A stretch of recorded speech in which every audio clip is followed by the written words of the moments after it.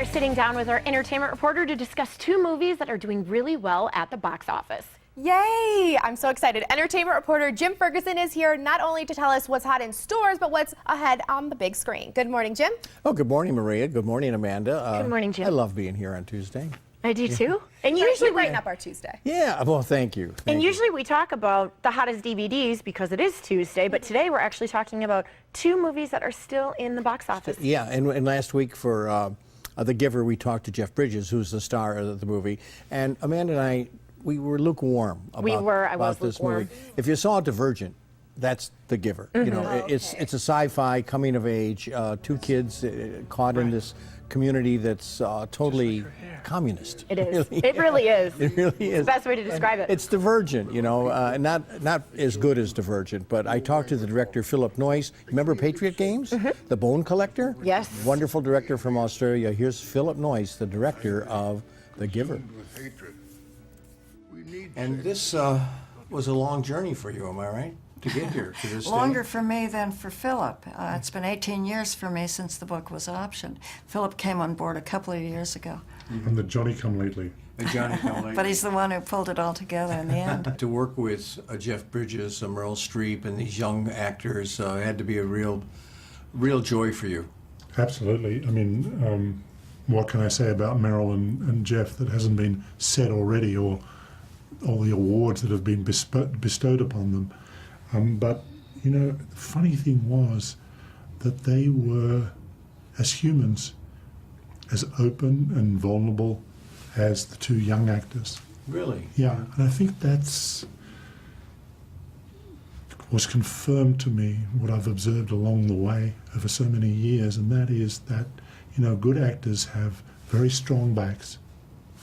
They're very determined, but they're only as good as the softness of their front, that they can receive emotions, receive ideas, and that's what makes a great actor such a wonderful conduit between the author, the director, all of the crew, and the audience. And talking about that long journey was the author, Lois Lowry. And you said Yes, 12 million copies of that book. So it was a more popular book than it is a movie, I think. You know. Yeah, I forgot Lois was there. Oh, she's a nice lady. Anyhow, a great story. Of course, we talked to last week Jim Caviezel and Michael Chiklis about When the Game Stands Tall. Maybe one of the greatest sports stories of all time, and not pro. Right. High school, 151 the streak games in a row. Little De La Salle High School of Concord, California. Unbelievable. And this movie I really liked a lot. And here are the real coaches, Coach Ladd and Coach Terry Edison, played by Michael Chiklis. What a wonderful story. What a career you both have had. As a former coach myself, I can't imagine your records. And I imagine both, even today, you probably wake up and think, how did we do that? Am I right?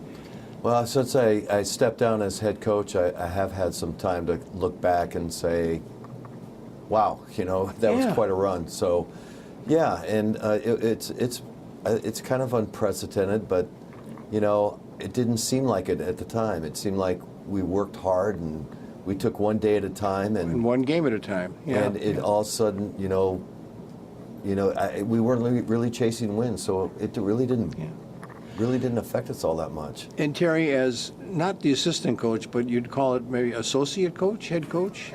What was it? Oh, yeah, you know, he called me anything you want, but I was defensive coordinator, assistant coach. Defensive coordinator. Did you start in '79 like Bob? No, I started in the fall of '82. In the fall 81, of actually. 81. Yeah. But I imagine, you know, working so close together with this gentleman, this great coach, you started to think alike?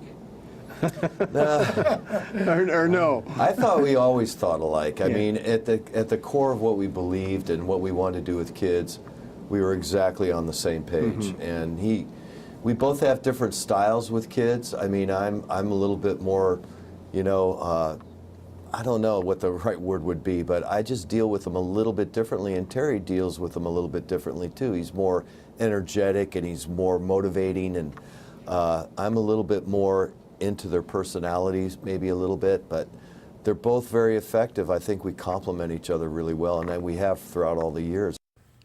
All right. Well, thank you so much. And Jim brought along a DVD copy to win of Johnny Knoxville's Presents Bad Grandpa on DVD. Just visit TucsonMorningBlend.com and click on the contest link to enter.